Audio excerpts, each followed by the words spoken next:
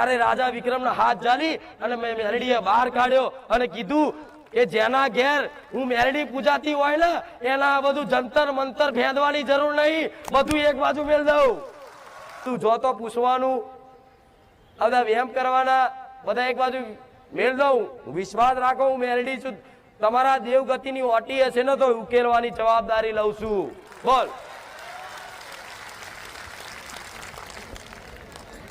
ઉકેલવાની જવાબદારી લઉં છું વગર બેઠા કે બોલ.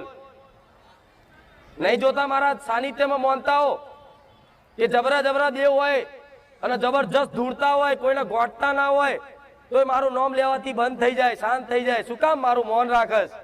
મારા સતનું મૌન રાખસ, મારા ન્યાયનું મૌન રાખસ.